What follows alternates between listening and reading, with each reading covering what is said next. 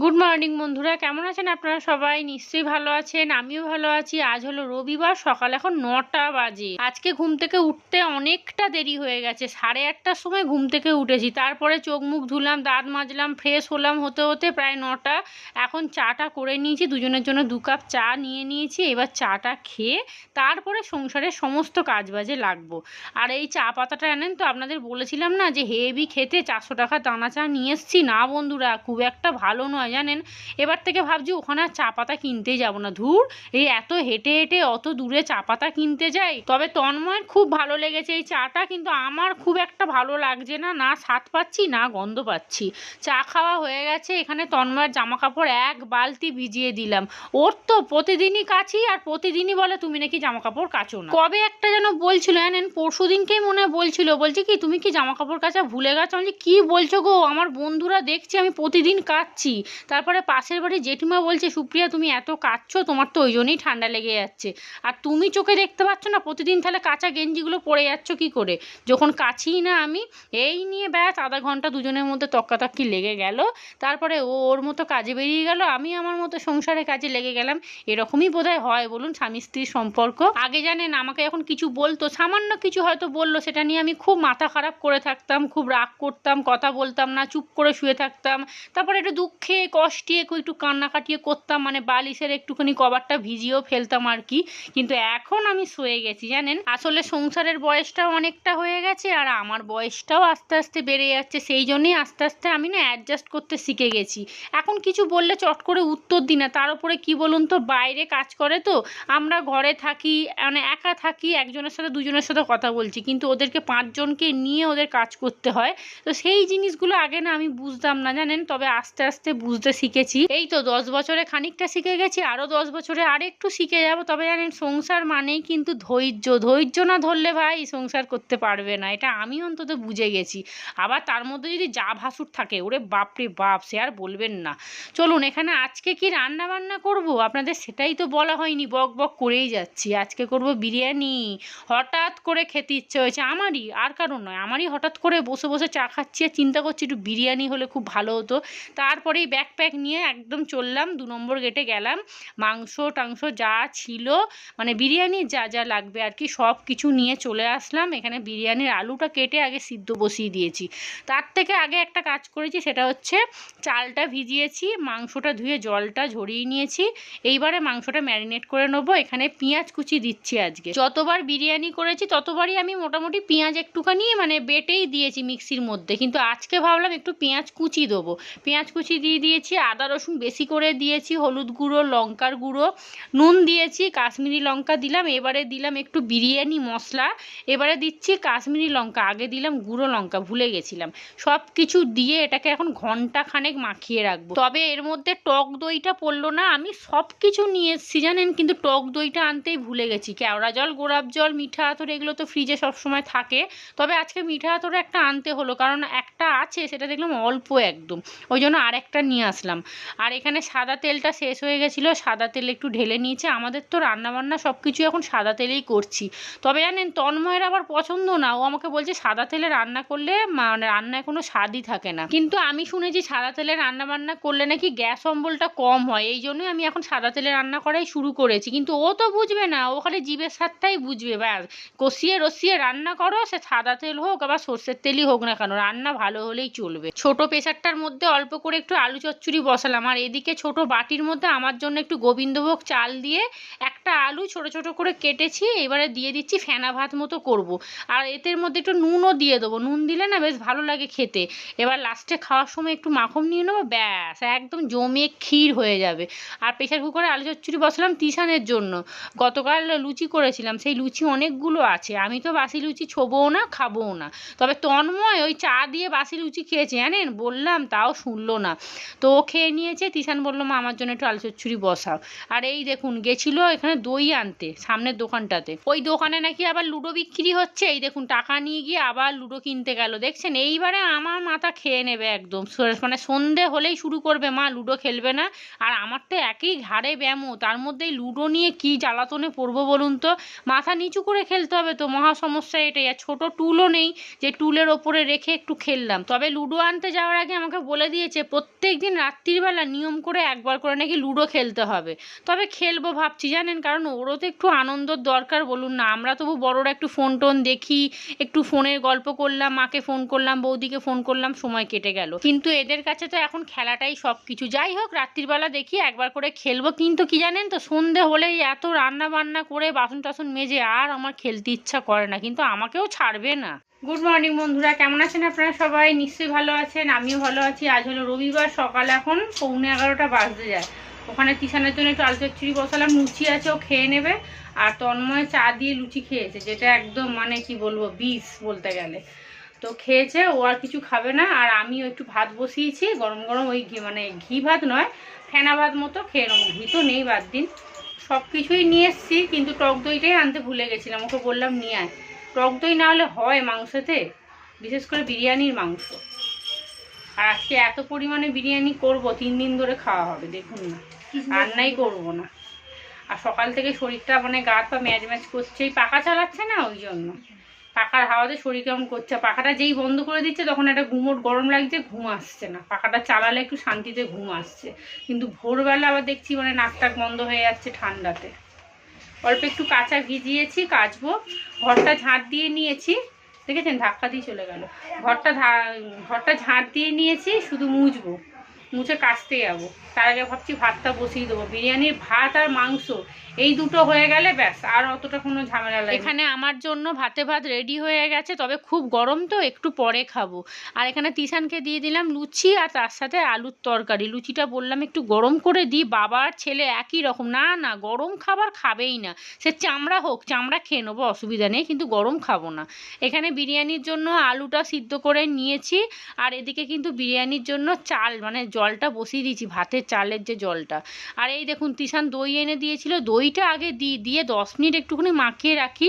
খুব বেশিক্ষণ তো মাখাতে পারবো না, কারণ দেরি হয়ে যাবে জানেন। আর একটু দইটা দিয়ে না ঘন্টাখানেক মাখিয়ে রাখলে আরও ভালো লাগতো। মানে মাংসটা কী বলুন তো, খুব নরম আর সফট হতো, কিন্তু ওই যে কপালে নেই, আর কি হবে। চলুন একটু ভালো করে মাখিয়ে নিয়ে এই 10-15 মিনিটের মতো চাপা দিয়ে রেখে দিই। আজকে পরিমাণে অনেকটা বিরিয়ানি করব, চালটা একটু বেশি করেই নিয়ে এসেছি। প্রত্যেকবার জানেন আমার মাংস বেশি হয়ে যায়, কিন্তু ভাতটা কম হয়ে যায়। আজকে বেশি করে একদম ভাত করেছি, 2 হাঁড়ি। দেখছেন ছোট হাঁড়িটায় করেছি, আর ওদিকে বড় হাঁড়িটায় করেছি। আর আজকে না বিরিয়ানির যে আলুটা, সেটা আজকে ভেজেছি, কিন্তু ভাজার পরে আমি মাংসর সাথে মিশিয়ে দিয়েছি। আজকে একটু মাংসর সাথে মিশিয়ে ওই আলুটা দেবো, খেতে কেমন লাগে দেখবো। তন্ময় বলছিল জানেন, বলছে একদম ভাজা আলু ডাইরেক্ট দিয়ে দিও না, একটুখানি মাংসর সাথে কষিয়ে তারপরে আলুটা দিও। বিরিয়ানি একদম রেডি হয়ে গেছে, না পুরো রেডি হয়নি, এখনো ভাপে বসাবো আধা ঘন্টা। তবে তার আগে গ্যাস ওভেনটা ভালো করে মুছে নিই। রান্নাঘরটার যে অবস্থা হয়েছিল, আমার ঘরদোর ঝাঁট দেওয়া মোছা সব হয়ে গেছে। বিরিয়ানি বসিয়ে দিয়ে আমি যাব স্নান করতে। এখানে একটা চাটু নিয়েছি, যেটা ওই সেই কী বলবো, সেই হাঁড়ি মুখো চাটুটা, ওইটার মধ্যে ওই বড় ননস্টিক কড়াটা বসাচ্ছি। 2টো ননস্টিক বড় বড় কড়া ছিল, সেই কড়াগুলোকে সুন্দর করে সাজিয়ে নিয়েছি। সাজানোটা আপনাদের সাথে আর শেয়ার করিনি। রান্নাঘর পরিষ্কার করে এই ননস্টিক ফ্রাই প্যানটার মধ্যে এইটা বসিয়েছি। আর এইখানে যে হাঁড়ি মুখো চাটুটা আছে, ওইটার মধ্যে ননস্টিক ওই বড় কড়াটা বসালাম, কারণ এই বড় কড়াটা না বেশি ভারী, ওই হাঁড়ি মুখোটাই ওর লোডটা নিতে পারবে। এখন আধা ঘন্টা মোটামুটি 2টো কড়া পুরো হবে, কারণ বিরিয়ানির ভাতটা অনেকটা আছে। আর এখন আর হাঁড়ি বার করি না জানেন, এখন এই ননস্টিক কড়াতেই করি। এখন বাজে প্রায় 1:45। তিশান স্নান করে চলে এসছে, ঠাকুরকে জল দিয়ে দিয়েছে, এটা তিশানকে দিয়ে দিচ্ছি, আর আমিও নিয়ে নেবো। তন্ময় জানেন 15 মিনিট আগে ওর খাওয়া হয়ে গেছে। আজকে তাড়াতাড়ি উঠে স্নান করে একদম রেডি হয়ে বসে আছে, কখন বিরিয়ানি আসবে। আর এখানে এই যে কড়াটা দেখছেন, এইটা রেখে দেবো রাত্রিরের জন্য। চলুন এইবারে আমি নিয়ে বসি পেঁয়াজ আর কাঁচা লঙ্কার সাথে বিরিয়ানি।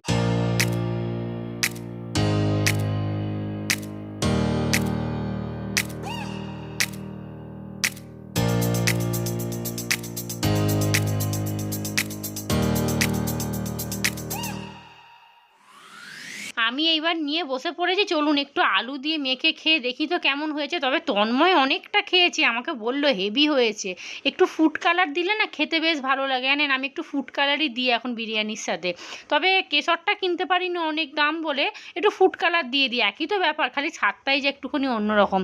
দুর্দান্ত হয়েছে। আর এই বিরিয়ানির সাথে একটু পেঁয়াজ, একটু তার সাথে কাঁচা লঙ্কা, ও মাই গড, পুরো আর কিচ্ছু লাগবে না। আজকে দুপুরে একদম জমজমাট খাওয়া দাওয়া। Good evening. মর্নিং। সন্ধে এখন 6টা বাজতে যায়। এখানে এক মগ চা করেছি। আজকে আমি সাহস করে একটু দুধ চা খাবো, তবে খাওয়াটা কিন্তু উচিত না, কারণ দুপুরবেলা বিরিয়ানি খেয়েছি। তবে জানেন, আমার মনে হয় ওই মাংস রসিয়ে কষিয়ে খাওয়ার থেকে ভাতেতে ওই শুকনো শুকনো বিরিয়ানি খেলে আমার মনে হয় কিছু হবে না, কারণ ঘরোয়া বিরিয়ানি তো। আমি তো বিরিয়ানিতে একদমই ঘি দিই না। আগে তবুও একটু দিতাম, এখন আমি একদমই দিই না, কারণ ওই বারবার বিরিয়ানি খাওয়া তো ও না দেওয়াই ভালো। তার থেকে বাবা শুকনো শুকনো করে একটু সাদা তেল দিয়ে করি, কোনো পেটেরও ক্ষতি হয় না আর মনটাও ভরে। এখানে তন্ময়কে 1 কাপ চা করে দিচ্ছি। আর এই দেখুন, সন্ধেবেলা একটুখানি বেরিয়েছিল তন্ময় দোকানে, এই কুকিজটা নিয়ে এসছে। বলছে তোমার এই ঘরোয়া বিস্কুট আমার আর ভালো লাগছে না, তাই এই কুকিজের প্যাকেটটা নিয়ে এসছে। তবে আমি একটা খেলাম, জানেন, হেভি খেতে। চলুন এবারে দুজনে মিলে চা খেয়ে নিই। ওই কুকিজটা দেখেই আমি আমার জন্য দুধ চা করলাম, না হলে লিকার চাই করতাম। তন্ময়কে দিয়ে দিই, ও অনেকক্ষণ উঠে বসে আছে চা খাবে বলে। আর এই যে রাত্রিরে রান্নাবান্না একদম রেডি।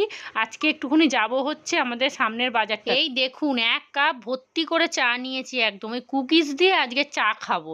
চা খেয়ে তারপরে বেরোবো, একটু বললাম তো বাজারে যাবো। বাজারে মানে সবজি বাজারে কিছু করার আছে। আর তন্ময় আর তিশানের দুজনেরই জুতো কিনতে হবে। ঘরোয়া মানে ঘরে পরার জুতোটা পুরো ছিঁড়ে গেছে, তিশানেরও ছিঁড়ে গেছে, তন্ময়েরও ছিঁড়ে গেছে। তো বেরোলাম যখন, ভাবলাম একেবারে একদম কেবিলের টাকাটাও দিয়ে দিই। প্রত্যেক মাসে আগে আমাদের বাড়িতে কেবিলের টাকা নিতে আসতো, কিন্তু নয় আমি স্কুলে বেরিয়ে যাই, আর নয় আমি কোচিংয়ে মানে তিশানকে আগে যখন টিউশন দিতে যেতাম তখন বেরিয়ে যেতাম, সন্ধ্যেবেলা আসতো, পেতো না। সকালবেলা এলে আমি স্কুলে থাকতাম ঘন্টাখানেক, তখন ফিরে যেত। সেই জন্য আমি বলেছি আমি অফিসে এসেই টাকা দিয়ে যাব। শুধু শুধু ওরা গিয়ে সেই সময় নষ্ট করে দাঁড়িয়ে থাকবে, কি দরকার বাবা। প্রত্যেক মাসে আমি এসে এই 10 থেকে 12 তারিখ করে আমি এসে টাকাটা দিয়ে যাই। চলুন কেবিলের টাকা দেওয়া হয়ে গেছে। আর এইবারে এসছি জুতো কিনতে, যেখান থেকে আগে বুট কিনেছিলাম, মনে আছে আপনাদের নিশ্চয়ই দোকানটা। তবে এইবারে তিশানের জুতোটা একদম কম দামি জুতো কিনবো, মানে 100 টাকা করে যে জুতোগুলো ওইগুলো কিনবো, কারণ 3-4 মাস যাচ্ছে না জুতো ছিঁড়ে দিচ্ছে, জানেন। এই বাবা আগের বারে জুতোটা প্যারাগনের জুতো, ভালো চামড়ার জুতো কিনে দিলাম, 4 মাস না 5 মাস পরেছে, বলছে মা ফিতেটা ছিঁড়ে গেছে। এই যে এই জুতোটা পছন্দ করেছি, একটু দেখছি টেকসইও আছে আর ভালোই জুতোটা দেখছি, সব সময় পরতে পারবে, তো এটাই নিয়ে নেবো। আর তন্ময়ের জন্য একটা এই জুতোটা নেবো না, ভাবছিলাম নেবো, তবে তন্ময়ের পছন্দ হবে না, ও আবার একটুখানি সাদামাটা পছন্দ করে, ঝিকঝ্যাক ও পছন্দ করে না। জুতো কেনা হয়ে গেছে, চলে এসেছি এখানে বাজার করতে। একটু ঢ্যাঁড়স পটল দেখলাম, তাই ভাবলাম একটু নিয়ে নিই অল্প অল্প করে। তবে সব রকম সবজি তো নেওয়া যাবে না, কারণ তন্ময়ও খাবে না, তিশানও খাবে না, আমার জন্য কি আর একা নেবো বলুন তো। তবে একটুখানি ভেবেছিলাম বিট নেবো, কিন্তু বিটটা আর খুঁজেই পেলাম না, জানেন। চলুন একটুখানি ঢ্যাঁড়স নিয়ে নিই। তবে এখন দেখছি সবজির দামটা একটু কমেছে। কদিন আগে পটল নিয়েছিলাম 200 টাকা কিলো, আজকে দেখছি 100 টাকা কিলো বিক্রি করছে। এই আস্তে আস্তে আস্তে আস্তে নেমে নেমে 20 টাকা কিলো বিক্রি হয়ে যাবে, তখন আর ঢ্যাঁড়স পটল কেউ নেবেই না, একদম সেই 10 টাকা কিলো 20 টাকা কিলো বিক্রি করবে। চলুন আমার ঢ্যাঁড়স বাছা হয়ে গেছে, একটু টমেটোও নিয়ে নেবো, তার সাথে একটু পটলও নিয়ে নেবো। কদিন আগে শরীরটা এত খারাপ লাগছিল, লাস্টে আমার ওই ক্যালসিয়ামের ওষুধ, আয়রনের ওষুধ, একটুখানি ভিটামিন এইসব খেতে তারপর আমার শরীরটা ঠিক হলো। এখন যেন একটু মন থেকে আমি শান্তি পাচ্ছি যে না, আমার শরীর একটু ঠিক আছে। আর দেখুন এসে আরও কাজ করেছি, এসে জল নিয়ে এসেছি, তারপরে মুদিখানা কিছু মালপত্র এনেছি, এখানে চাউমিন, তেল, চিনি, মুসুর ডাল, তারপর এখানে কি আছে, একটা হ্যান্ড ওয়াশ নিয়ে এসেছি ছোট। এই টুকটাক মুদিখানা করেছি, এগুলোকে আবার বালতির মধ্যে গুছিয়ে রাখতে হবে। আর এই যে আসার সময় এরকম 2-3টে প্লেট কিনেছি, এরকম একটা প্লেট কিনেছি কালো, আর এরকম একটা চা খাওয়ার ট্রে কিনেছি, আর এই যে চামচ রাখার একটা চামচদানি, আর একটা এরকম বোল টাইপের কিনেছি। তবে আমি গেছিলাম এরকম থালা কিনতে, প্লেট, থালা না প্লেট কিনতে, কিন্তু এই রকম প্লেট পেলাম না, অন্য রকমের অনেকগুলো আছে, অন্য রকম ভালো লাগে না। এরকম প্লেট যদি আনতে পারে বলেছি নিয়ে আসবে, আমি 2-3টে নেব। এগুলোকে মাজা ঘষা করতে হবে, এটা তো মাজবো না, থাক, এটা এখানে রাখবো। চামচ রাখার জন্য বেশ সুন্দর সুবিধা হয়েছে, এই যে দেখতেও বেশ সুন্দর। সবজিগুলোকে সব জিপলক প্যাকেটের মধ্যে সুন্দর করে গুছিয়ে নিয়েছি, এইবারে চলুন ফ্রিজের মধ্যে রাখি। আর আজকে তো এমনিও রান্নাবান্না নেই, অত তাড়াহুড়ো নেই, তবে তিশানের সাথে লুডো খেলতে হবে বাবা, এটা সব থেকে বড়ো কাজ। সকালবেলা লুডো নিয়ে এসছে, আমাকে বিকেল থেকে বলছে মা লুডো খেলবে তো। আর দেখুন সেই 2-3 দিন আগে ডাক্তার দেখাতে গিয়ে লাউটা নিয়ে এসেছিলাম, দেখছি ওপরটা পুরো নষ্ট হয়ে গেছে, পুরোটা হয়নি, তবে একটুখানি টিপে দেখলাম নরম হয়নি, কিন্তু ওপরটা একটু কালো কালো হয়ে গেছে। একদিন চিংড়ি মাছ নিয়ে এসে একটু লাউ চিংড়ি করে ফেলবো, ফেলে দিলে না খুব গায়ে লাগবে জানেন। এখানে একটু ফ্রুটি নিয়ে এসেছিলো, দুজনেই খেতে ব্যস্ত, আমাকে কি দেবে বাবা। এখন বাজে 10:30, আমি আর তিশান এখানে খেতে বসে গেছি, বিছানাও করে নিয়েছি। আজকে তো বিরিয়ানি, ওই জন্য তিশানের 9:30 থেকে খিদে পেয়ে গেছে। রুটি হলে বাবা 10:30 বেজে গেলেও বলবে না যে মা খেতে দাও। তিশান এখানে খেতে বসে গেছে, খাওয়া শুরু করে দিল, খাওয়া শেষও হয়ে গেল, আমি এখনো থালা নিয়ে বসে আছি। চলুন তাহলে আজকের ব্লগটা এখানেই শেষ করছি। আপনারা সবাই ভালো থাকবেন, সুস্থ থাকবেন। আজকের মতো সবাইকে টাটা।